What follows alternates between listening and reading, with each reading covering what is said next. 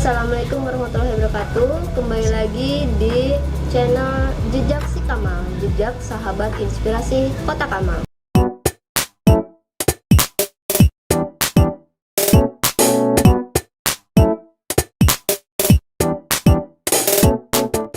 Oke, sahabat, kali ini dengan memperingati Hari Guru pada tanggal 25 November, kali ini saya akan berbagi inspirasi kepada teman-teman semua dengan guru-guru yang luar biasa dari PAUD Alam Saung Sinau. Yuk kita kenalan. Bunda Metik, Bunda Aziza, Bunda Ida. Nah, beliau ini guru-guru dari PAUD Alam Saung Sinau ya. Dimana kan ya, kita tahu sendiri ya, guru PAUD kan harus sabar. Kelihatan ya, mukanya sangat sabar semua. Gitu. Oke, baik. Jadi Bunda, dari hari ini 25 November ini kita memperingati Hari Guru.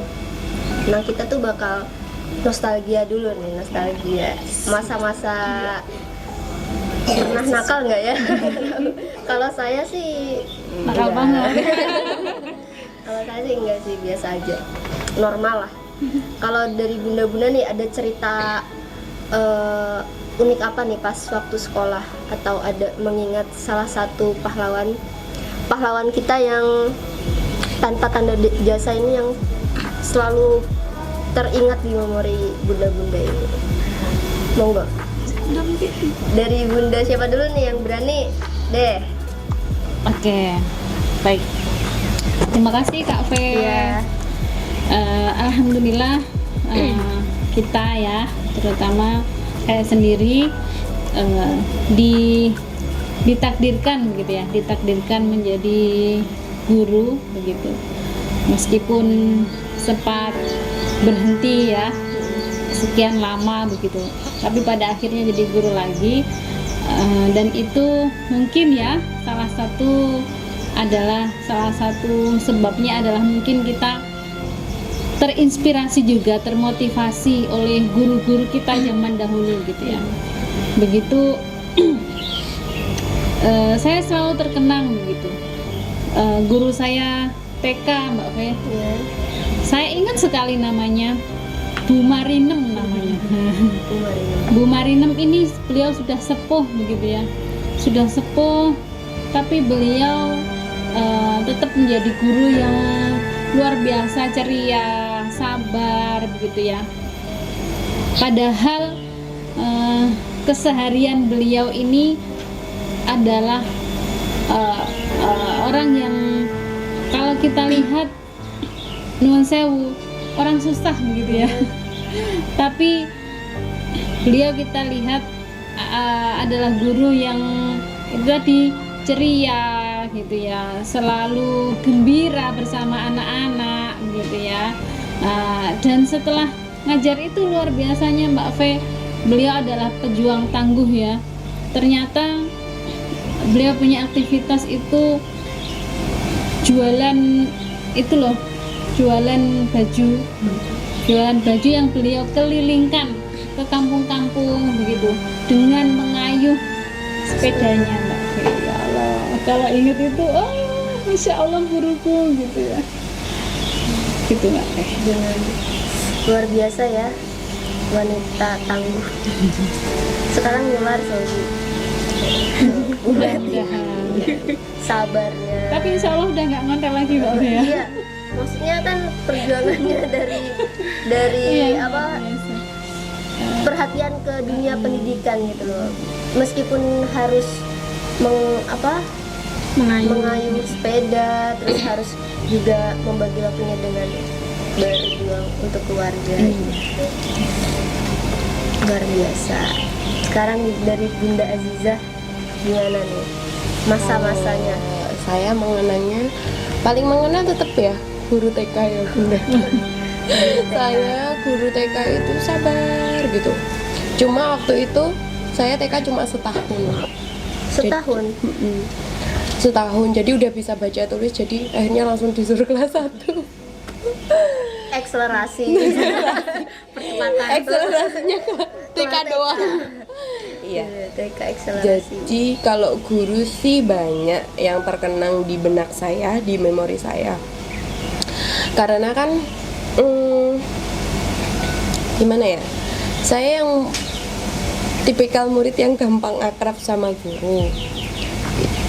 Terus waktu SMA saya itu pernah dijuluki sebagai anaknya guru akuntansi karena sangat suka ya sama pelajaran akuntansi. Jadi sampai dijuluki anaknya guru akuntansi waktu dulu kayak gitu. Sudah sih. Tapi sekarang masih di situ gurunya. Beliau mungkin sudah pensiun. Udah pensiun. Sekarang. SMA berarti tahun berapa tuh Mbak Yuda? Jangan mengingat tahun ya. Terlihat nanti. Dari Bunda Ida nih, Kalau saya momen yang paling ini Berkesan ya? guru berkesan. kalau saya itu kalau di aliyah ya, jadi aliyah itu tingkat SMA ya. Sebenarnya itu nggak terlalu fokus ke pelajaran sebenarnya. Fokus kemana dong? Kegiatan, Organisasi. ke OSIS organisasi, ya? OSIS, pramuka, Gitu. itu. Terus tapi ada sebenarnya banyak, tapi ini termasuk salah satu guru favorit saya. Sebenarnya saya nggak suka pelajarannya, tapi beliau itu luar biasa. Namanya Pak Kukuh Sujatmiko. Pak Kukuh Sujatmiko. Ya. Iya. Beliau itu adalah pengajar matematika. Oh iya, pantesan. Saya itu paling tidak suka matematika. Paling tidak suka matematika. Tapi karena saya ngefans sama beliau, beliau itu membuat matematika itu Menjadi menyenangkan. sangat menyenangkan. Iya. Terus sampai pokoknya teman-teman itu banyak yang ngefans juga sama beliau. Ternyata ada yang banyak diambil dari beliau ya. Itu salah satu gurunya. Terus saya juga kalau di sekolahan itu dulu paling nggak taat Mbak, walaupun yang saya dulu ketua OSIS tapi nggak taat. Nggak taatnya gimana?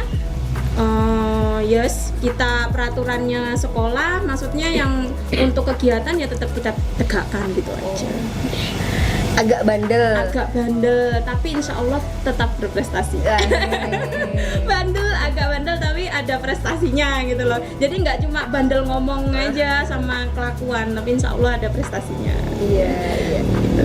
Sampai sekarang kan punya ini ya bimbel ngajar matematika juga nih gara-gara Bapak Kukuh. Nah, itu Bapak Kukuh. Sujatmiko ini sangat Menginspirasi. sehingga Padahal sekarang bener. jadi privat matematika ya. Iya, padahal saya tuh dulu nggak suka matematika. Sampai sekarang Jadi guru matematika. iya, sampai anak-anak yang tidak suka matematika, nggak bisa matematika, enjoy sama matematika. Iya, bayangin aja se-powernya beliau gitu. Punya ini Iya. Salabin. Enggak. Nah, kan tadi guru-guru mengingat guru-gurunya bunda-bunda ya. Nah, sekarang kan sudah menjadi guru yang luar biasa lagi ya buat anak-anak gitu kan. Jadi sabar untuk menghadapi anak-anak gitu. Gimana perasaannya setelah melihat perjuangan guru-guru dahulu sekarang menjadi guru? Perasaannya gimana? Kayak dulu saya diajar, sekarang saya mengajar gitu. Terus perjalanannya ini kok memilih dunia pendidikan untuk apa ya, mengarungi dunia ini, kenapa mau memilih dunia pendidikan gitu loh? Apa yang membuat semangat untuk di dunia pendidikan ini dari Bunda Ida sekarang? Iya, sebenarnya itu ya bukan pilihan Mbak ya. Sebenarnya jadi guru itu bukan pilihan. Cuma apa ya? Ketika saya dari dulu kan saya insya Allah ya, kayak saya sudah pernah ngajar juga dari SMA. Itu salah satu mata pencarian saya, les-lesan dari SMA. Dari SMA ya? Iya, dari SMA kelas 1 saya sudah buka sudah Les maksudnya privat. sudah les privat ya, mata pencarian saya. Terus saya pengen tuh, oh ini pertamanya niatnya memang untuk mata pencarian saja. Terus ketika itu saya kuliah tapi tidak mengambil jurusan itu. Saya pengen cari yang lain karena dulu saya pengennya masuk ke wilayah hukum gitu. Tapi ya panjang ya ceritanya, Kak V, panjang ceritanya. Saya sudah melakukan itu sudah di mana, tapi tetap kembali lagi ke guru. Ya, mungkin itu jalannya. Bukan pilihan saya, tapi mungkin itu jalannya di situ. Nah, ketika saya sudah jadi guru, ya alhamdulillah kita lakukan, insya Allah dengan bahagia Bu ya, Bunda ya, bahagia insya Allah. Apalagi sekarang kita di PAUD Alam Saung Sinau, insya Allah ketemu dengan anak-anak yang soleh-soleha, semangat, bahagia, mau di rumah kita sesedih apapun, tetap ketemu teman-teman, anak-anak itu Harus tetap bahagia. harus bahagia. Gitu. Jadi wes, Bismillah. Ya, sebenarnya di di TK ini ya masih ini ya Bunda ya, masih baru ini, tapi insya Allah dari bimbingan Bunda Meti, insya Allah nanti kedepannya kita bisa berjalan bersama bareng-bareng buat ngangkat PAUD kita. Sampai sekarang berarti selain ngajar di PAUD ini masih Privat. anak-anak itu gimana, punya tempatnya sendiri atau Bunda yang door to door? Untuk sementara masih door to door, karena memang ya Ini jadwalnya padat nih Bu. Jamnya padat, ini susah banget loh hari ini Jam aja terbangnya susah. udah. Susah hari ini. Jam terbangnya Mau udah tinggi. diajak ngobrol kayak gini tuh susah Bunda ya. Kayak ini sampai jam berapa? Saya harus pergi ini jam segini. Orang sibuk. Orang sibuk, Masya Allah. tapi insya Allah kalau untuk podcast ini insya Allah Doakan ya. Aku udah booking kan kemarin ya. Bunda Aziza gimana nih? Sekarang kan Bunda Aziza juga ini ya, nge-privat juga kan? Enggak sih sekarang. Sekarang enggak? Udah fokus ke PAUD aja nih? Fokus ke PAUD aja. Gimana tuh? Kalau awalnya nggak pernah mimpi sih, Nggak maksudnya pernah. jadi guru, nggak ada terpatri di cita-cita perjalanan hidup saya untuk menjadi guru. Iya. Soalnya waktu itu kan saya ngambil ya dari SMA sukanya pelajaran yang hitung-hitung, matematika, akuntansi seperti itu kan. Jadi mikirnya, oh saya ngambil kuliahnya akuntansi, berarti saya paling kerja kan kalau di keuangan semua instansi bisa ya, pasti di kantor gitu loh, pasti di yang berkaitan dengan keuangan.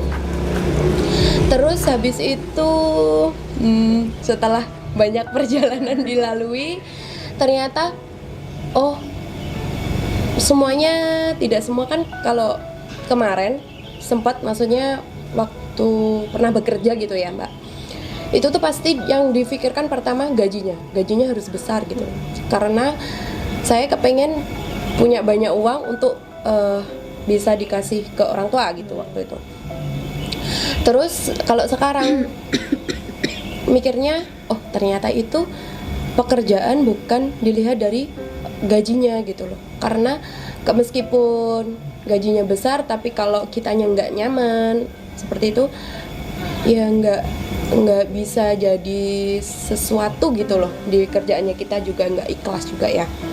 Terus akhirnya saya berpikir, maksudnya kepengen memiliki waktu yang bermanfaat, memiliki pekerjaan yang jangan uang dulu deh gitu, yang gimana caranya usianya kita itu berkah, barokah, dan kita bisa sambil sedekah seperti itu. Terus kalau dipikir-pikir, apa sih pekerjaan yang berpeluang besar untuk itu? Akhirnya jadi guru aja gitu. Waktu itu padahal teman-teman saya banyak yang berbondong-bondong untuk sekolah keguruan dan menjadi guru, entah TK atau SD gitu. Terus akhirnya ternyata saya juga mengikuti teman-teman saya di lingkungan saya gitu. Oh ternyata ini ya alasannya enjoy-nya menjadi guru itu. bagaimana kita mengenang guru kita meskipun beliau-beliau mungkin sudah almarhumah. Saya jadi kepengen jadi seseorang yang seperti itu. Ketika saya sudah nggak ada, tapi murid saya masih terkenang oleh saya, masih mengingat saya gitu. Kalau saya kerjanya di kantor, siapa sih yang bakal kenal saya gitu ya? Siapa yang bakal mendoakan saya? Mungkin nanti murid-murid saya mau mendoakan saya. Ada beberapa murid yang mungkin terkenang dengan adanya saya mengajar mereka meskipun TK ya. Terus ketika saya tiada, banyak yang mendoakan gitu. Terus kemudian kenapa memilih TK? Karena saya suka anak-anak. Oh, Itu suka sih. anak-anak. Itu aja Mbak. Kayaknya bakal terkenang, soalnya kan Mbak Aziza juga yang terkenang kan guru TK. Iya. Insya Allah. Iya, Insya guru Allah. TK itu pasti mengena sih. Iya. Sampai Apalagi kapanpun. ini PAUD Alam Saung Singau ya. Jadi anak-anaknya tuh ini insya Allah nurut-nurut, terus sama bunda-bundanya tuh manja-manja ya. Kalau udah sama Bunda Aziza, udah aja. Nggak mau dibawa pulang juga Nggak mau. pulang lagi. Mau ikut bunda pulang. Terus dia Ikut ke rumahnya Mbak Aziza, udah nggak mau dibalikin lagi. Iya. Sebetah itu loh. Iya. Insya Allah kayaknya bakal terkenang sih di ingatan anak-anak. Amin. PAUD Alam. Terharu aku. Sekarang dari Bunda Meti, gimana nih Bu?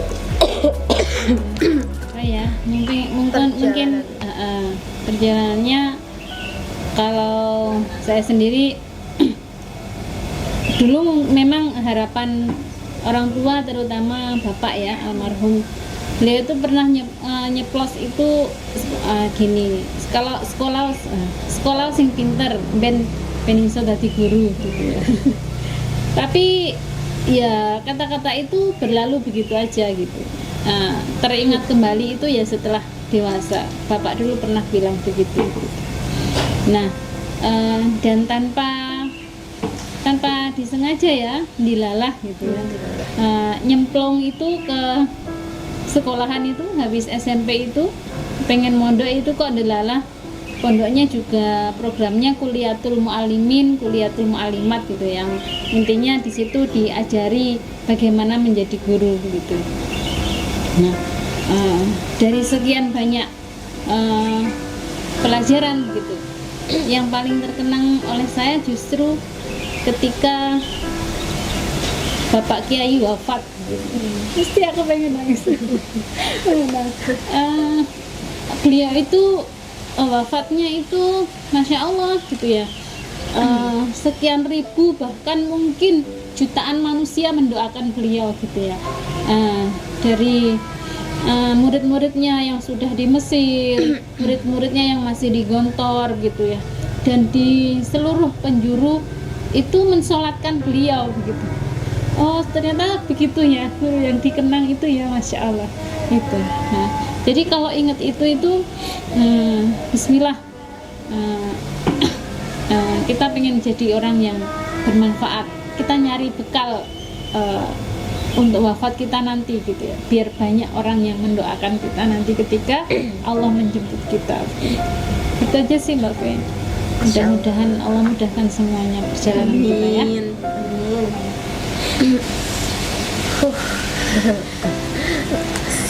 Sabar.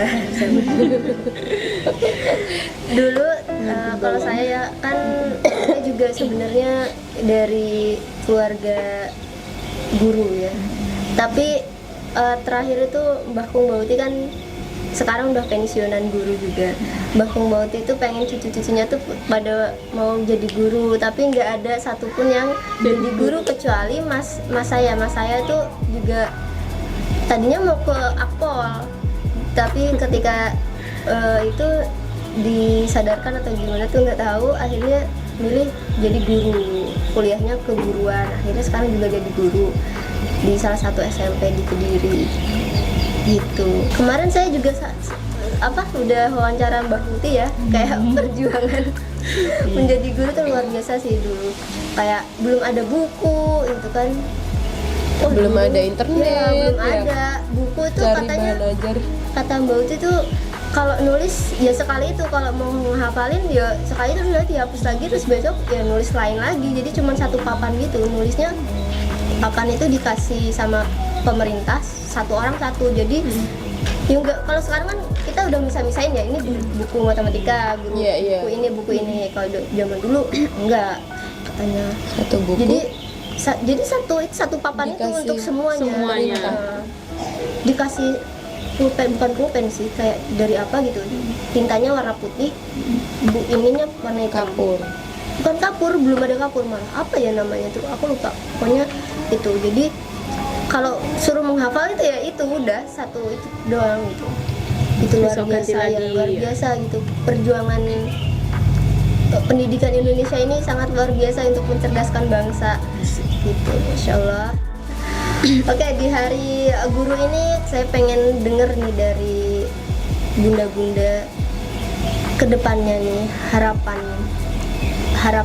untuk dunia pendidikan yang kita tadi bicarakan sangat berbeda. Ini zamannya sudah berbeda. Ini harapannya gimana nih untuk dunia pendidikan di Indonesia ini? Dinda Aziza.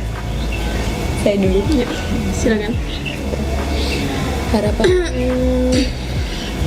Untuk Ya, itu guru-guru di Indonesia, untuk dunia pendidikan di Indonesia ini gimana nih? kalau kemarin kan kita lihat di ujian P3K, itu kan banyak sekali guru-guru yang sudah sepuh, bahkan jalannya dituntun gitu loh Mbak Fe. Itu tuh masih ikut ujian gitu. Berarti kan masih sedikit miris untuk apa ya namanya, birokrasi pendidikan ya. Bagaimana berapa lama mereka berjuang di dunia pendidikan, tapi ternyata mereka berjuang untuk diajukan, maksudnya di usia mereka yang senja, mereka masih berjuang untuk ujian, seperti ujian kayak gitu tuh.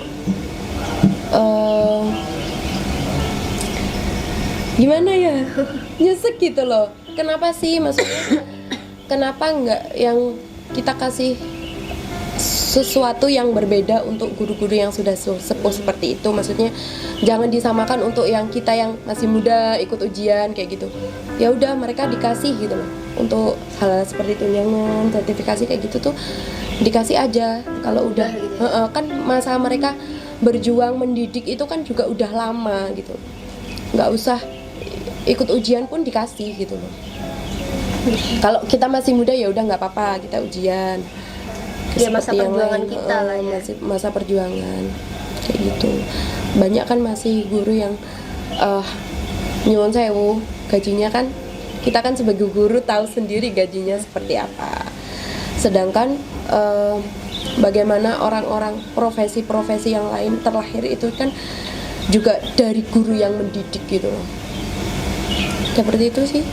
Iya. Gimana ya ngomongnya? Jadi harapannya itu ya bisa harapannya lebih ke depannya diperhatikan lagi. lebih diperhatikan lagi guru-guru di Indonesia, terutama yang sudah sepuh-sepuh, kehidupannya, tunjangannya, gajinya seperti itu, pensiunnya. Itu sih. Karena sekarang P3K kan ya non PNS ya. Iya, non PNS, nggak ada pensiun, cuma kan Nggak ada pensiun. ya tunjangan apapun itulah. Kalau sudah mereka memang berjuangnya sudah lama di dunia pendidikannya, sudah lama, sudah sepuh, mereka layak gitu loh. Iya. Mereka layak, lebih seperti itu. Udah. Semoga lebih ini ya diperhatikan lagi. Bunda Meti. Iya. Tadi seperti yang disampaikan Bunda Azizah ya, perlunya kita itu menghormati para guru begitu ya. Jadi harapannya adalah semakin banyak orang, termasuk anak-anak kita ya, tersadarkan bahwa menghormati guru itu tidak sekedar hanya menghormati orang yang ngasih ilmu sama kita, ngasih ilmu ke kita, tapi lebih pada menghormati guru ini artinya kita mengharapkan keberkahan gitu ya, dimana ketika kita hormat gitu ya sama guru gitu, itu adalah pintu keberkahan untuk kita gitu. Begitu sih ya. Oke, untuk harapan saya untuk pendidikan ya, seperti sama setuju juga disampaikan sama Bunda Meti, Bunda Aziza, lebih aware lagi ya untuk guru-guru. Terus kita kan di Kediri alhamdulillah sudah ada banyak sekali lembaga-lembaga ya Mbak ya, untuk menampung anak-anak Nyun Sewu yang kurang mampu untuk bersekolah. Jadi pemerintah mungkin pemerintah jadi bahasanya ya, mungkin lebih apalagi ya, selain gurunya juga di-wear atau dijaga, muridnya juga. Terus tidak memandang sebelah mata guru Nyuwun Sewu yang belum PNS. Nah itu biasanya guru yang sudah banyak jam terbangnya itu menyepelekan anak muridnya. Jadi secara nggak langsung dia ngajarnya ya wes sesuai jam, tapi yang dilakukan di kelas itu nggak sesuai dengan materi yang akan disampaikan, ini nggak berbobot Nyuwun Sewu. Nanti imbasnya kan ke anak-anak. Nah gitu. Jadi kalau misalkan gurunya sudah di Nyuwun Sewu sudah difasilitasi dengan baik oleh pemerintah, terus gimana nih mikirin muridnya nih? Lebih juga dong seharusnya, kalau gurunya sudah, muridnya juga harus. Jadi sama-sama, karena kalau pendidikan itu kan kalau misalkan kita ada guru berarti ada murid, ada murid mesti ada guru, nggak mungkin itu imbang, berdiri sendiri itu nggak mungkin, ya kan? Jadi harus berimbang.